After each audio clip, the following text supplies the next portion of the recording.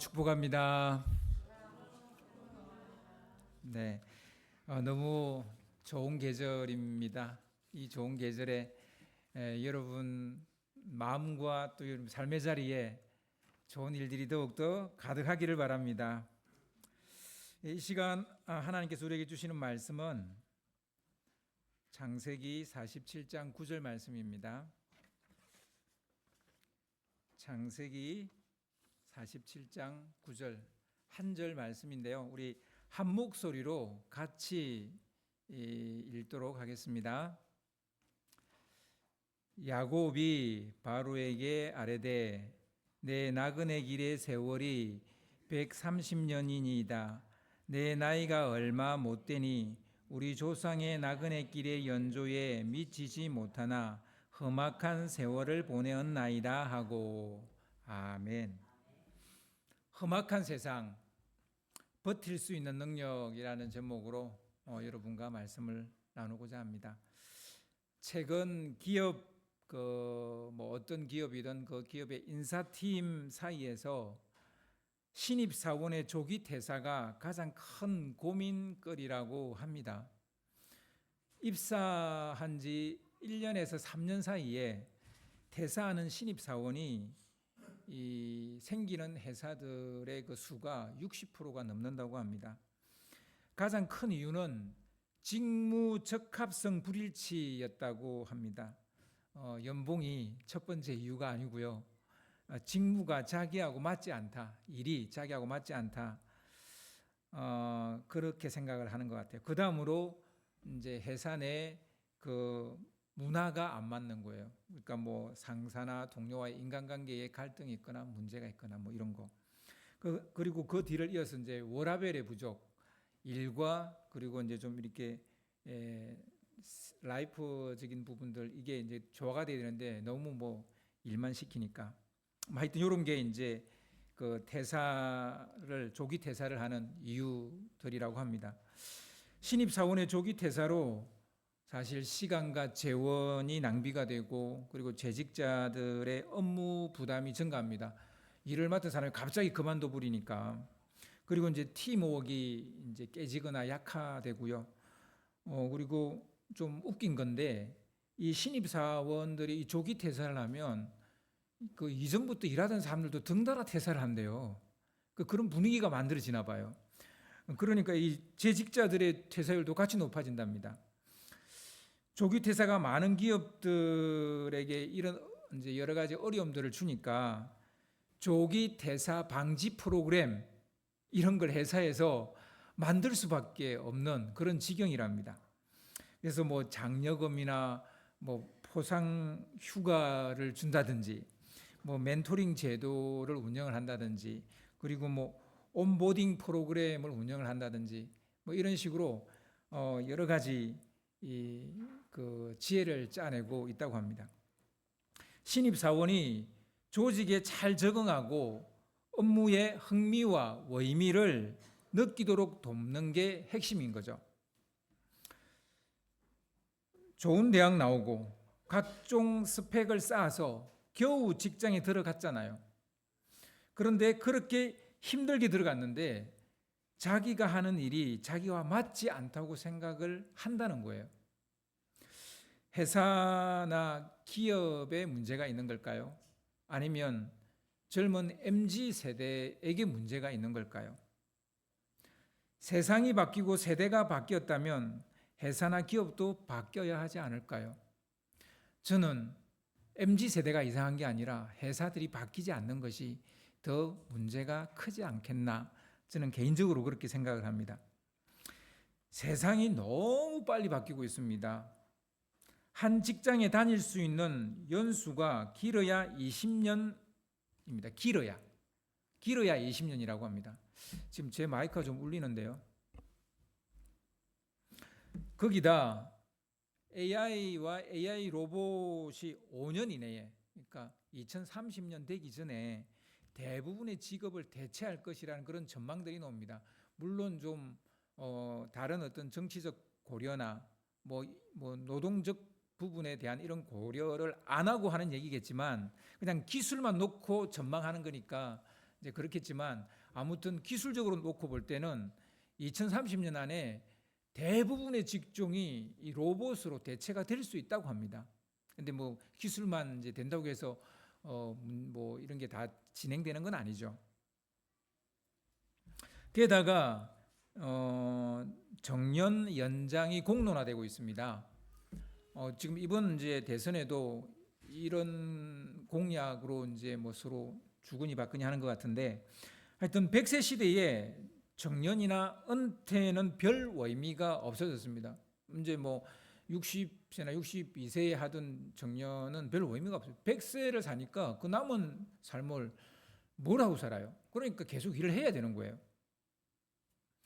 그래서 이제 뭐 흔히 하는 말로 인류가 장수하는 게 이게 진짜 축복이냐 뭐 이제 이런 얘기도 하게 되는 것 같아요. 빛의 속도로 바뀌는 세상에서 우리는 두 번째, 세 번째, 네 번째 직장을 이직을 해야 되는 이런 상황이고요. 그러니까 이제 대학 졸업장은 사실은 그렇게 큰 의미가 없어요. 쓸모가 없어요. 그러니까 첫 번째 직장을 구할 때는 이 대학 졸업장이 중요한데, 두 번째, 세 번째 할 때는 그 졸업장이 아무 의미가 없어요. 그러니까 다시 공부해야 되고 다시 시작해야 됩니다. 계속 울리는데요. 국가의 미래가 과학 기술의 인재에 있지만 개인의 미래는 바뀌지 않는 직업에 있어요. 그렇잖아요. 우리나라의 미래는 사실은 과학 기술 인재에 달려 있어요. 그런데 나 개인의 미래는 바뀌지 않는 직장을 찾아야 내 개인의 미래가 있어요. 그러다 보니까 의대로 쏠리는 기회 현상이 우리나라에 일어나고 있는 거예요. 말 그대로 한치 앞도 내다볼 수 없는, 그래서 험악한 세상이라고밖에는 뭐 달리 말할 수 없는 세상이 되었습니다. 계속 울리는데요. 말 그대로 험악한 세상이 도래했습니다. 전에는 예상이라는 게 됐어요. 예상이라는 게 됐다고요. 아, 이러면 저렇게 되겠구나. 이러면 또 이렇게 되겠구나. 뭐 이런 예상이 될 수 있는 시대인데 지금은 알 수가 없어요. 이런 험악한 세상에서 버티고 살아남으려면 어떻게 해야 될까요? 열심히 일을 하면 될까요? 예. 근데 일자리가 사라지잖아요. 저는 오늘 야곱의 이 파란만장한 삶을 추적하면서 우리가 이런 세상에서 어떻게 하면 버티고 이겨낼 수 있을까의 답을 찾아보려고 합니다. 오늘 읽은 말씀은 삶의 끝에 다다른 야곱의 인생 소회입니다. 딱 한 절이죠. 9절, 47장 9절. 이제 죽을 날이 얼마 안 남은 야곱이 자기 인생 소회를 한 거예요. 130년을 살아보니 인생이 이렇더라. 뭐 이제 이런 거죠. 야곱은 자기 인생을 두 가지 말로 정리합니다. 이제 제가 지금 56세잖아요. 그 이제 바뀐 나이로 이제 56년을 살고 내 인생을 정리를 한다면 나는 어떤 말로 내 인생을 정리할 수 있을까 생각을 해봤어요. 간단하게 두 가지 말로 설명할 수 있을까? 아니 뭐 하나로 뭐 설명할 수 있을까? 참 좀 쉽지 않겠다라는 생각은 했는데, 아무튼 야곱은 두 가지로 자기 인생을 정리를 해요. 하나는 나그네 길이었다는 거예요. 자기 인생이 나그네 길이었다는 거예요. 그리고 다른 하나는 험악한 삶을 살았다는 거예요. 험악한 삶. 진짜 참 험악한 삶을 살았다. 그러니까 나그네 삶을 살고 막 여기저기 막 떠돌아다녀야 되는 우리 현대인, 지금 현대 우리가 당면한 문제와 너무나 야곱이 닮아 있고, 그리고 지금 험악한 삶을 살아야 되는 우리 현실과 너무나 닮아 있기 때문에 그래서 야곱 얘기를 제가 하는 겁니다. 야곱은 어째서 자신의 인생을 나그네 길이었다라고 그렇게 정리했을까요? 나그네 길을 그 NIV 영어 성경을 보면 The years of my pilgrim age라고 되어 있습니다. pilgrim age. 그러니까 이제 순례라는 얘기거든요. 그러니까 순례하며 보낸 세월이라는 거예요. 쉽게 말해서 떠돌아다니다가 볼장 다 봤다 뭐 이런 얘기예요. 난 떠돌아다니다가 내 인생 볼장 다 봤다 이렇게 얘기해요. 떠돌이 인생이었다 이렇게 얘기하는 거죠. 여기서 순례라는 말은 목적지 없이 방랑하거나 무작정 떠돌아다니는 것을 말하지는 않습니다. 목적지를 향해 특별히 신앙적 목적을 가지고 떠돌아다니는 것을 순례라고 말합니다. 그럼 야곱은 그런 신앙적 목적을 가지고 이렇게 떠돌아다녔습니까? 그건 아니에요. 자기가 다 뭔가 문제가 생기고 막 이래서 그냥 다 쫓기다시피 떠돌아다니게 되는데요. 가뭄이 들고 근데 이제 다 지나고 나서 보면 하나님이 그 인생 가운데 개입을 하신 거예요. 그래서 이게 이제 순례라는 말을 야곱이 쓴 거 아닌가 저는 그렇게 생각을 합니다. 근데 우리도 크게 다르지 않을 거예요. 우리는 신앙적 결단을 하는 것처럼 말하죠. 막 내가 하나님을 사랑해서 믿음 때문에 이런 일을 하기로 내가 결정해서, 사실 저부터도 그래요. 제가 신학대학을 간 게 제가 믿음이 아주 좋아가지고 하나님의 일을 해야 되겠다 해서 간 게 아니에요. 그 상황에서 대학을 갈 수 있는 유일한 그때의 상황이었어요. 대학이 가고 싶어가지고. 근데 돌아보니까 그게 아닌 거예요. 하나님이 그렇게 나를 몰아가셨구나. 그걸 나중에 알게 되는 거죠.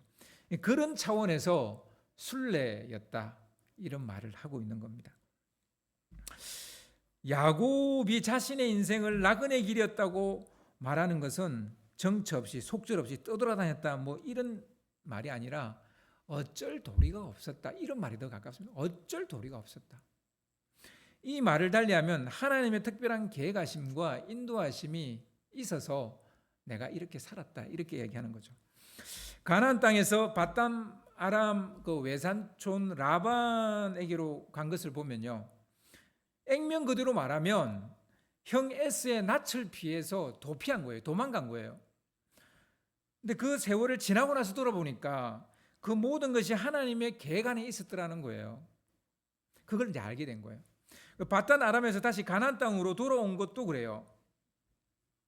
외삼촌 라반의 속임과 타박을 견디다 못해서 야반 도주한 거잖아요. 분명히 겉으로 보기는 야반 도주한 것처럼 보여요. 하지만 아버지 집으로 다시 돌아오게 하겠다는 하나님의 계획이 그대로 이루어진 거잖아요. 베델에서 약속하셨던 다시 너가 아버지 집으로 돌아오게 내가 그렇게 하겠다라는 하나님의 그 약속이 이루어진 거잖아요. 야곱은 애굽에서 가나안 땅에서 다시 애굽으로 또 내려가는 것도 그래요. 가나안 땅에서 또 애굽으로 가잖아요. 단순히 기근을 피해서 간 것처럼 보여요. 기근을 피해서, 그죠? 그렇지만 실은 이스라엘의 이 후손을 그 하늘의 별과 같이 많게 하시려는 하나님의 특별한 계획이었다는 거예요. 그러니까 단순히 그냥 기근을 피해서 간 게 아니었더라는 거예요. 야곱은 애굽에서 다시 가나안 땅으로 돌아옵니다. 살아서 들어와요? 죽어서 들어와요? 죽어서 들어오잖아요. 살아서 못 들어옵니다. 겉으로는 이제 죽어서 그 조상의 묘가 있는 막벨라 굴에 이제 온 거잖아요. 겉으로는 죽어서 돌아온 것처럼 보이지만 이것은 400년 후에 그의 자손들이 큰 민족이 되어져서 성대하게 돌아올 것에 대한 예언적 암시와도 같은 거죠. 심지어 그의 죽음조차도 하나님의 계획 속에 있었던 거예요. 여러분, 우리가 인정하기 쉽지 않은 게 이제 이 죽음이잖아요. 죽음조차도 하나님의 계획 안에 있을까? 내 죽음조차도 하나님의 그 계획 안에 있을까? 여러분, 그 계획 안에 있겠다라고 쉽게 말할 수 있겠습니까? 사실 야곱은 그 자신의 죽음조차도 하나님 계획 안에 있었던 거예요. 야곱의 인생을 헬리콥터아이, 그러니까 헬리콥터처럼 높은 데서 이렇게 쫙 아래로 내려다보면 진짜 저쪽 하란 쪽으로 갔다가 애굽으로 갔다가 또 가나안 땅에서도 여기 있다가 저기 있다가 막 사방으로 떠돌아다니는 나그네 같은 삶을 살았어요. 한 곳에 정착하지 못하고 이리저리 떠밀려 다닌 험악한 세월을 보낸 것처럼 보입니다. 하지만 바람 부는 대로 속절없이 떠밀려 다니면서 그렇게 그냥 떠돌아다닌 것은 아니라는 거예요. 하나님의 계획과 인도가 있었던 것입니다. 그러면 모든 사람들이 다 그럴까요? 야곱처럼 겉으로는 다 그냥 뭐 내가 뭔가를 잘못해서 내가 뭔가 문제를 일으켜서 아니면 주위 환경이 안 좋아서 뭐 이래서 나도 모르게 어쩔 수 없이 속절없이 여기 갔다 저기 갔다 이 회사 갔다 저 회사 갔다 그렇게 다니는 것처럼 보일 수 있잖아요. 근데 그게 정말 하나님의 계획이었을까요? 아니면 계획이 아니었을까요? 그냥 단순히 나에게 일어난 해프닝일까요? 여러분, 둘 중에 하나일 겁니다. 근데 어느 쪽일지는 저는 모르죠. 근데 본인은 그것을 고민해 봐야 돼요. 나는 그냥 내 잘잘못에 의해서 계속 해프닝이 일어나고 있는 삶을 살고 있는 건지 의미도 없고 아무 뜻도 없는 그런 그냥 해프닝이 일어나는 삶을 살고 있는 건지 아니면 하나님의 놀라운 계획 속에서 내가 여기 가서 살고 저기 가서 살고 그러고 있는지. 야곱은 자기 인생 소회에서 또 하나의 특징을 이야기하는데요. 험악한 삶을 살았다는 거예요. 첫 번째는 나그네 길이었다라고 이야기했다면 두 번째는 험악한 세월이었다는 겁니다. 그래서 NIV 성경은 My years have been few and difficult라고 되어 있습니다. difficult라는 이제 말에 주목해야 되는데 어렵다, 힘들다 뭐 이런 말이잖아요. 그죠? 그러니까 험악한 세월을 살았다 말은 어렵고 힘든 세월을 살았다. 어렵고 힘든 세월. 이 말을 염두에 두고 그의 일대기를 훑어보면 정말 그랬다는 걸 알 수 있어요. 참 힘들게 살았다. 참 어렵게 살았다. 어떻게 이런 세월을 이겨냈을까? 이런 생각이 드는 거죠. 야곱의 삶을 이렇게 추적해 보면. 여러분, 야곱에게서 뭔가 동일감을 느끼세요? 공감을 하세요? 아, 그럼 여러분은 그렇다면 정말 힘든 삶을 살고 있는 거예요. 근데 나는 좀 야곱보다는 그의 아버지 이삭 같아. 좀 뭔가 편안하게 살았다. 뭐 이런 사람도 있을 수 있죠.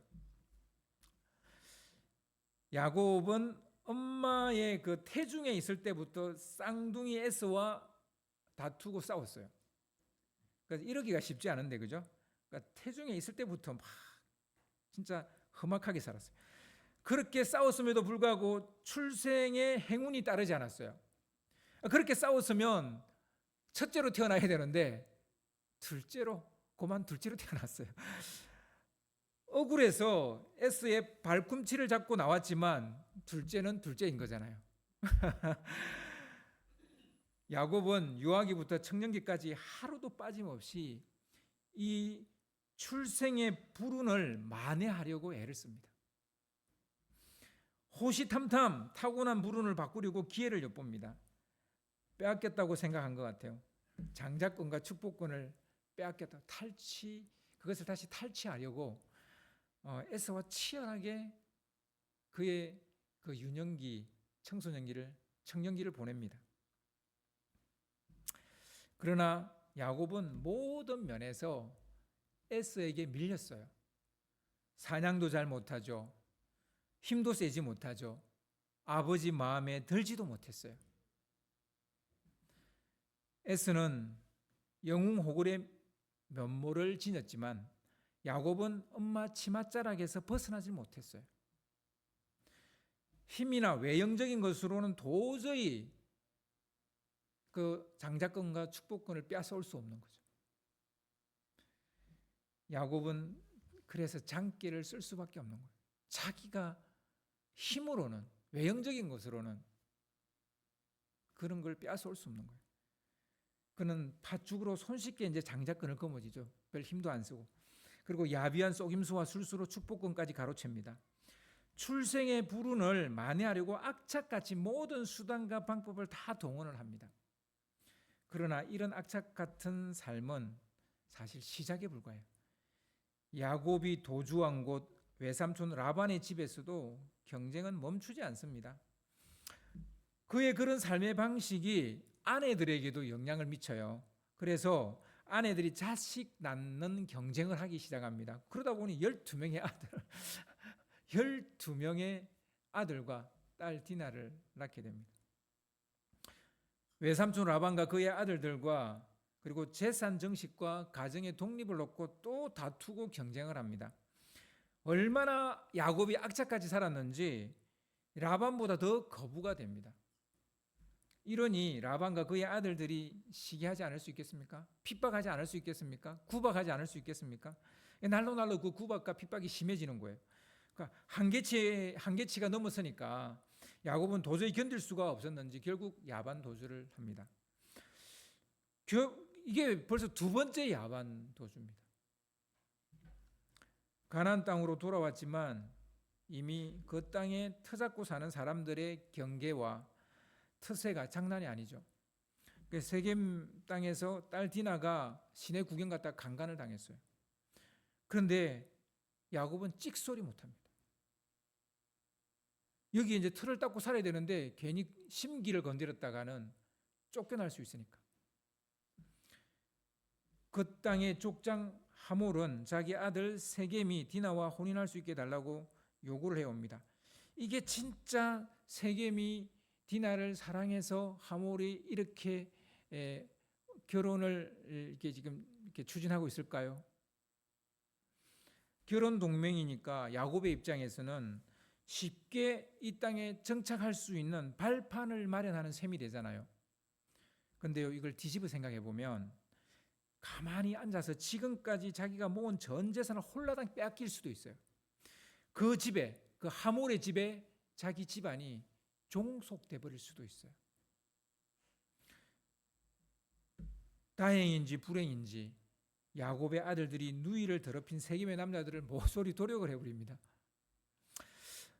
그렇지 않아도 가나안 족속들이 경계 어린 눈초리를 보고 있는데 이 사건으로 말미암아서 야곱의 가족은 도간의 든치가 됐습니다. 어디 다시 바단 아람으로 돌아갈 수도 없고 여기 있자니 막 서로 막 이제 막 덤벼들라 그러고 죽일라 그러고 또 다시 도망쳐야 하는 야곱의 신세는 한심하기 짝이 없죠. 좀 계속 도망치는 신세인 거예요.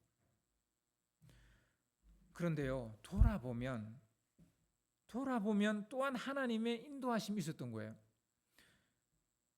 일전에 하나님께 약속한 것을 야곱은 까맣게 잊고 있었습니다. 베델에서 하나님이 내가 너와 함께 하겠다. 그리고 아버지 집으로 돌아오게 하겠다. 그러면 나는 다시 돌아올 때 여기서 하나님께 제사를 드리겠다 그랬어요. 물론 다른 얘기도 여러 가지 하지만 뭐 11조를 하겠다. 그리고 뭐 자기가 베고자 하던 돌을 갖다가 딱 세워놓고 그게 또 제사를 지내기도 하고 막 그랬죠. 근데 이걸 잊어버리고 있었던 거예요. 안전하게 돌아오면 베델에서 하나님께 제사를 드리겠다고 약속을 했는데 그걸 지키지 않고 있는 거예요. 수많은 적들이 둘러싸고 있는 이 험악한 세상에 살 길은 뭡니까? 뭐 좀 힘 있는 지방과 결혼 동맹만 맺는 겁니까? 아닌 거예요. 하나님께 나아가는 거예요. 하나님께 나아가는 것만이 살 길인 거예요. 근데 이걸 지금 야곱이 하지 않고 있는 거예요. 그러니까 디나 이 사건을 통해서 야곱을 깨닫게 하는 거죠. 그런데 이게 끝이 아니죠. 돌아와서 이제 뭐 어느 정도 자리도 잡고 뭐가 다 잘 되는 것 같아 보였는데 갑자기 자기가 가장 사랑했던 아내 라헬이 죽습니다. 그리고 그 라헬이 낳은 아들 요셉을 잃어버립니다. 뭐 죽었다고 생각을 하는 거죠. 여러분 한번 생각해 보세요. 자식이 자기보다 먼저 떠났어요. 거기에다가 또 가뭄까지 와가지고 지금까지 일군 그 모든 것을 뒤로 하고 애굽으로 내려가야만 되는 피치 못할 또 사정이 생깁니다. 그것만이 그와 그의 가족이 살아남을 수 있는 길이라는 거예요. 브엘셀바에서 기도하죠. 하나님, 내가 가야 됩니까? 말아야 됩니까? 뭐 이제 그런 그 애굽으로 내려가는 그 모든 이야기를 다 이제 그냥 지금 다 이야기할 수 없으니까 결국 뭐 결과적으로 말하면 야곱은 아들 요셉의 보호를 받으면서 애굽에 내려가고 또 애굽에서 살게 됩니다. 근데 애굽의 삶이 이제 요셉이 있으니까 뭐 아이고 편하다 뭐 이런 삶이었겠어요? 아니에요. 크게 삶도 호락호락하지는 않았을 겁니다. 바로 왕의 양떼와 가축떼를 쳐야 되는 고단함이 전가된 거죠. 야곱은 애굽에서도 악착같이 살았을 겁니다. 야곱이 부모 품에서 보낸 세월이 40년이고요. 그리고 외삼촌 라반의 집에서 그 바담 아람에서 보낸 세월이 20년입니다. 그리고 다시 가나안 땅으로 들어와서 살아온 세월이 40년이고, 그리고 애굽으로 내려가서 산 삶이 30년이에요. 건 30년이에요. 도합 130년의 세월을 그렇게 살은 거예요. 야곱이 죽기 전에 바로 왕을 축복해 주기 위해서 요셉의 중재로 바로 왕 앞에 가 선 거죠. 그때 야곱은 바로에게 자신의 인생 소회를 이렇게 밝힌 거예요. 130년은 조상들에 비하면 짧은 삶이었지만 험악한 세월이었고 나그네 길이었다, 이렇게 말합니다. 이 험악한 세월을 어떻게 버텨내고 이겨냈을까요? 야곱이 피곤하고 힘든 떠돌이 삶에서 그가 살아남을 수 있었던 그 힘이 어디에 있었을까요? 저는 두 가지를 이야기하려고 하는데요. 하나는 그 첫째는 하나님의 사랑입니다. 야곱은 자신의 노력이나 수고로 이런 험악한 세월을 이겨낸 게 아니에요. 악착같이 다투고 경쟁하고 뭐 이런 그의 타고난 어떤 성품이 이 험악한 세월을 이기게 한 것도 아니에요. 놀랍게도 하나님이 야곱을 사랑하셨기 때문에. 로마서 9장 13절을 보면요. 로마서 9장 13절을 좀 띄워주세요. 기록된 바 내가 야곱은 사랑하고 에서는 미워하였다 하심과 같으니라 라는 말씀입니다. 하나님이 야곱을 사랑하신 거예요. 말라기 1장 2, 3절에도 똑같은 말씀이 나오는데요. 말라기 1장 2절 3절 좀 띄워주세요. 여호와께서 이르시되 내가 너희를 사랑하였노라 하나 너희는 이르기를 주께서 어떻게 우리를 사랑하셨나이까 하는도다. 나 여호와가 말하노라. 에스는 야곱의 형이 아니냐. 그러나 내가 야곱을 사랑하였고 에스는 미워하였으며 그의 산들을 항폐하게 하였고 그의 산업을 광야의 이리들에게 넘겼느니라. 예, 이스라엘 백성들이 하나님 왜 우리를 사랑하시지 않으세요? 그렇게 느끼는 거예요. 말라기 선지자 시대 때 이스라엘 백성들이. 그러니까 하나님께서 아니라는 거예요. 내가 야곱을 사랑하고 에스를 미워했던 것처럼 여전히 나는 너희들을 사랑한다. 그러니까 그 당시에 이스라엘이 바벨론 포로로 끌려갔다 돌아왔거든요. 그 당시에 그들이 느끼는 그 느낌이 뭐냐면 하나님 우리를 버린 거 아닌가? 하나님 우리를 사랑하시지 않는 거 아닌가? 이런 느낌을 받았어요. 근데 하나님이 아니라는 거예요. 너네들이 이 정도 버티고 있는 것은, 이 정도 살아가고 있는 것은 내가 너희를 사랑하기 때문이라는 거예요. 야곱의 파란만장한 삶을 따라가 보면 항상 하나님이 먼저 그를 찾아가는 것을 볼 수 있습니다. 꿈으로 찾아가서 내가 너와 함께 하겠다라고 약속해 주시죠. 그리고 이제 돌아올 때는 야복강에서 당신의 사자를 친히 보내서 야곱을 축복을 해 주십니다. 아예 그의 아들 요셉을 먼저 애굽으로 보내서 그의 가족과 그 가족이 이제 민족이 될 거잖아요. 이 민족의 미래를 예비하십니다. 야곱의 인생은 참으로 기구하기 짝이 없고 온갖 괴로움과 시련투성이입니다. 불운을 타고난 신세죠. 쫓기고 도망치는 신세죠. 시기와 구박을 당하는 신세죠. 속절없이 떠돌아다니는 신세죠. 사랑하는 아내를 잃었을 뿐만 아니라 사랑하는 아들을 먼저 잃어버린, 그리고 자기 조상들에게 준 약속의 땅을 떠나야 되는 신세죠. 그러나 그 모든 불행과 고통 뒤에는 하나님의 놀라운 계획과 복이 기다리고 있었다는 거예요. 야곱이 이 험악한 세월을 버티고 이겨낸 것은 바로 하나님이 함께 하시고 사랑하신다는 그 변하지 않는 진리 때문이 아닐까, 저는 그렇게 생각을 합니다. 여러분, 하나님이 우리를 사랑하신다는 사실을 알면 험악한 세상을 버틸 수 있습니다. 요한일서 4장 10절을 보면 이런 말씀이 나옵니다. 사랑은 여기 있으니 우리가 하나님을 사랑한 것이 아니요 하나님이 우리를 사랑하사 우리 죄를 속하기 위하여 화목제물로 그 아들을 보내셨음이라. 여러분, 미래가 아무리 불확실해 보여도, 험난해 보여도, 험악해 보여도 여러분, 하나님은 여전히 우리를 사랑하시는 줄 믿습니다. 앞날이 어떻게 될지 불확실하기 짝이 없는 시대, 험악하기 이를 데 없는 세상에서 살아남으려면 먼저 하나님이 우리를 사랑하신다는 이 놀라운 사실을 마음에 새기는 것입니다. 이런 하나님의 사랑을 믿는 것이 우리를 버티게 하는 진정한 능력임을 믿으시기 바랍니다. 야곱이 그 험악한 세월을 살아낼 수 있었던 두 번째 비결은 저는 가족이라고 생각합니다. 야곱에게 가족은 언제나 뛰어넘어야 할 거대한 그리고 험악한 산이었어요. 걸림돌이었어요. 걸림돌. 뛰어넘어야 될 걸림돌이었어요. 같은 날 같은 시간에 태어난 쌍둥이 형제가 넘어야 될 그 첫 번째 산이었어요. 그리고 아버지의 편에는 그가 넘어야 할 두 번째 산이었어요. 야곱은 에서와 아버지의 뒤통수를 치면서 그 산을 넘으려 했어요. 에서의 뒤통수를 치고 아버지의 뒤통수를 쳐서 그 산을 넘으려 했어요. 그 다음으로 외삼촌 라반과 사촌들, 그의 사촌들, 그가 넘어야 될 세 번째 산이었어요. 마지막으로 자기 자식들이 넘어야 될 네 번째 산이었어요. 물론 원인은 본인이 제공했지만 이렇든 저렇든 자식들이 아버지 가슴에 대못을 박았잖아요. 동생을 팔아버리고 죽었다 그러고 아버지 가슴에 대못을 박은 거죠. 아버지의 가슴을 갈기갈기 찢은 이들이 다름 아닌 그의 아들들이에요. 요셉을 팔아버리고 맹수에 물려 죽었다는 거짓말을 하는 자식들. 그래서 야곱은 정확히 몇 년인지 알 수 없지만 그런 우울한 인생의 말년을 보낼 수밖에 없어요.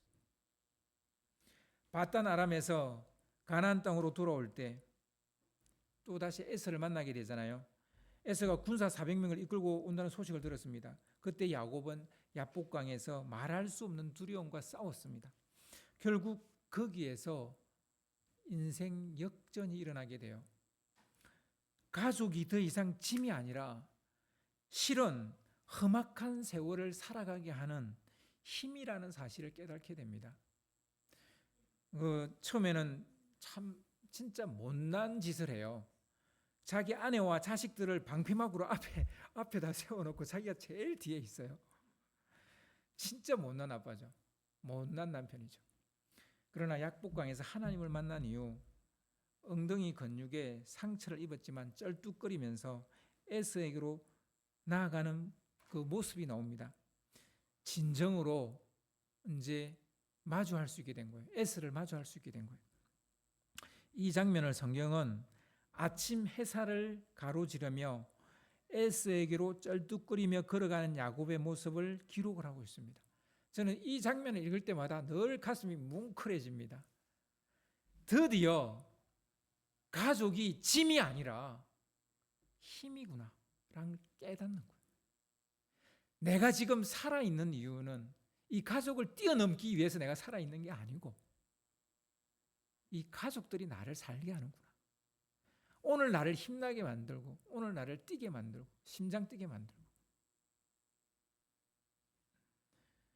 여러분, 가족이 짐으로 느껴질 때가 있잖아요. 솔직히 있잖아요. 근데 여러분, 그때마다 우리가 서야 될 자리는 야복강일지도 몰라요. 가족은 짐이 아니라 사실은 힘이에요. 나를 살게 하는 원동력이라는 사실입니다. 야곱은 그 순간 이스라엘이라는 이름을 받게 되고 이스라엘 민족의 조상이 되었어요. 언제 야곱의 이름이 이스라엘로 바뀌었습니까? 바로 여기에서. 바로 여기. 가족이 그를 힘들게 하거나 죽게 하는 것이 아니라 살게 한다는 사실을 깨달았어요. 가족이 그 험난한 세월의 원인 제공자가 아니라 이겨낼 진정한 버팀목이었다라는 거예요. 야곱은 그가 살아가는 내내 그가 싸웠던 건 사실은 가족이에요. 가족. 놀랍게도. 근데 그 가족을 뛰어넘으면서 인생이 끝이 나는 거예요. 여러분, 세상이 아무리 정신없이 바뀌고 정말 알 수 없는 일들이 일어난다 하더라도 여러분, 우리를 살게 하는 것은 가족입니다. 가족은 바뀌지 않습니다. 여러분 아무리 뭐 진짜 AI 로봇 시대가 온다 하더라도 가족이 필요 없을까요? 여러분 어떤 세상이 올지 우리는 아직 잘 모릅니다. 진짜 험악한 세상이 오고 있는지도 모르겠습니다. 이미 왔습니다. 사실 우리가 IMF 때보다 더 힘들어요. 근데 왜 우리가 IMF 때보다 힘들다고 느끼지 않냐면 IMF 전에는 우리나라가 진짜 고성장 시대를 맞이하고 살아가고 있었어요. 근데 갑자기 IMF가 오니까 이거는 충격이 너무너무 큰 거예요. 그런데 그 이후로 계속 저성장 시대를 살고 있다 보니 지금이 IMF 때보다 더 힘들어도 힘들다고 느끼지를 못하는 거예요. 그러니까 그 냄비에 조금씩 끓고 있는 개구리 같은 우리가 지경이 돼서 못 느끼는 것이 지금 정말 우리가 힘든 시대를 살고 있어요. 앞으로 더 힘든 시대가 오고 있는지도 몰라요. 그렇지만 우리를 버티게 하는 능력은 뭐다? 첫 번째 하나님의 사랑, 두 번째 가족 사랑이에요. 이게 우리를 버티게 하는 힘이 될 것입니다. 이 두 가지 사랑이 험악한 세상을 살아내고 이겨내는 진정한 여러분의 무기가 되기를 주님의 이름으로 축원합니다.